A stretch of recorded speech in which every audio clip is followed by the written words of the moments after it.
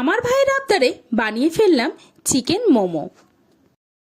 আসসালামু আলাইকুম এভরিওয়ান, আমি নাজমিন। তোমরা সবাই কেমন আছো? আলহামদুলিল্লাহ আমিও ভালো আছি। আশা করছি তোমরাও ভালো আছো, সুস্থ আছো। সকাল সকাল ভাই দেখো নিয়ে চলে এসছে বেবি নান। আমাদের এখানে একটা নতুন দোকান খুলেছে, তাই ভাই বলছিল একদিন ওর কাছ থেকে কিনে আনবো, তাই আজকেই নিয়ে চলে আসলো। আর আম্মু আমাকে ঘুগনিটা ঢেলে নিতে বলছিল, ওই জন্য আমি ঢেলে নিলাম প্লেটে। বাপিকে তো আমি আগেই দিয়ে এসছি, তারপর ভাইকেও দিয়ে আসলাম, আম্মুকেও দিয়ে দিলাম। দিয়ে দেওয়ার পরে আমিও খাওয়া দাওয়া করতে বসে গেছি। সকাল সকাল সকাল সকাল বেবি নান দেখে আমি তো ভীষণ আনন্দ হচ্ছিল। সবসময় রুটি খাওয়া হয় সকালে, তো মাঝে মাঝে এইগুলো হলে কিন্তু খারাপ হয় না। তা আমি খাওয়া দাওয়া শুরু করে দিলাম।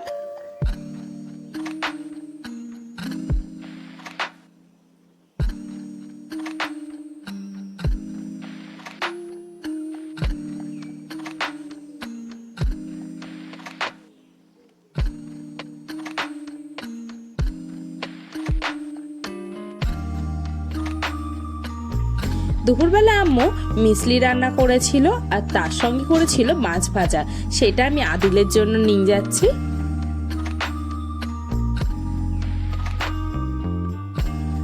আম্মু আমাকে বলল তরকারিটা দিয়ে আসার জন্য মামুনিকে, তো সেটাই আমি নিয়ে যাচ্ছিলাম।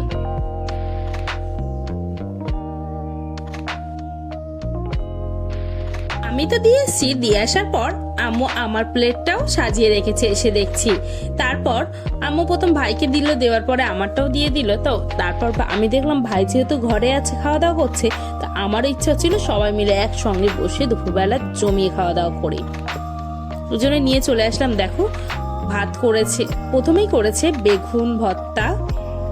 দেখো বেগুন ভর্তা করেছে, মিসলি রান্না করেছে, আর ফুলকপি দিয়ে ডিম রান্না করেছিল, আর তার সঙ্গে একদম মচমচে মাছ ভাজা। আমার কিন্তু একটু ভাজা মাছই ভালো লাগে, বেশি ভাজা মাছটাই আমার বেশি পছন্দ। আমি তো বেগুন ভর্তা দিয়ে খাওয়া দাওয়া শুরু করলাম। তারপরে একটু মিসলি দিয়ে খেলাম। আমি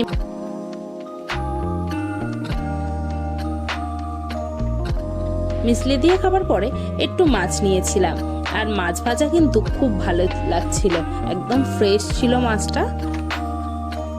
দুপুরবেলা খাওয়া দাওয়া করা তো হয়েই গেল।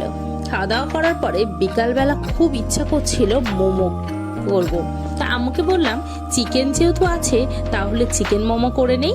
তো আম্মু দেখলাম বারণ করলো না, বলছে তুই যদি করে নিতে পারিস তাহলে নে।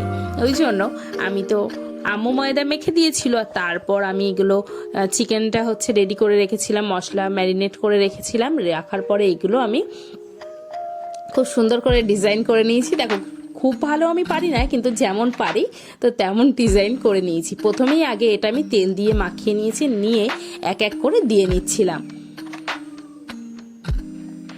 তো মোমোগুলো আমি এক এক করে দিয়ে নিচ্ছি। আর আমার কিন্তু চিকেন মোমো খেতে ভীষণই ভালো লাগে।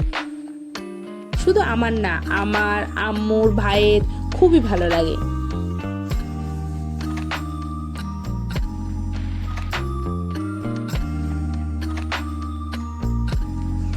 এবার আমি চাপা দিয়ে রেখে দেব।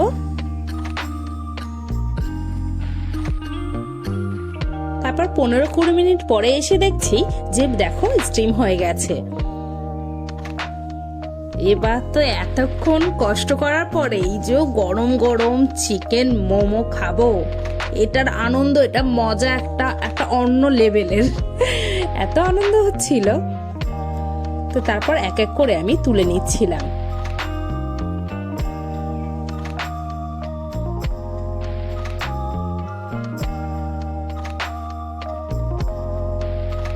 সবগুলো প্লেটে নেওয়া হয়ে গেছে। তারপর আমি আম্মুর কাছে নিয়ে যাচ্ছিলাম।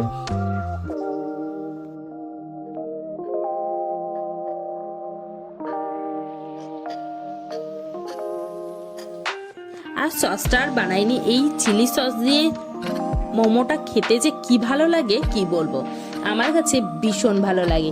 তারপর সস নিয়ে ওইটা তো খাওয়া হয়ে গেছে, তারপর আবার বানিয়েছি, বানিয়ে আবার একবার নিয়ে যাচ্ছি, সবাই মিলে একসঙ্গে মোমো খাবো।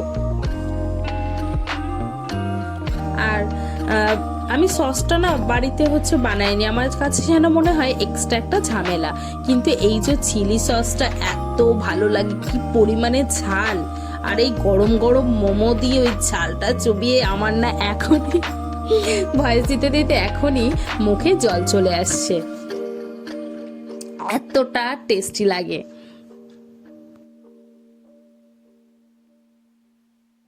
আমি বানাচ্ছিলাম আর এসে এসে স্টিমে দিয়ে যাচ্ছি, আবার স্টিম থেকে নিয়ে যাচ্ছি, স্টিম করে নিয়ে যাচ্ছি, আর সবাই মিলে একসঙ্গে খাওয়া দাওয়া করছি। তো খুবই ভালো লাগছিল।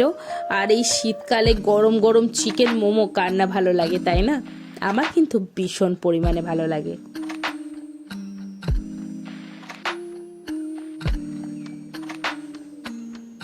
তোমরা যে আমাকে এতটা ভালোবাসা দিচ্ছ, আমার কিন্তু ভীষণ ভালো লাগছে। তোমাদের কাছে অসংখ্য ধন্যবাদ। তোমরা আমাকে এইভাবেই ভালোবাসা দাও, লাইক কমেন্ট শেয়ার সাবস্ক্রাইব করো। আমি ততক্ষণে চিকেন মোমো এনজয় করি।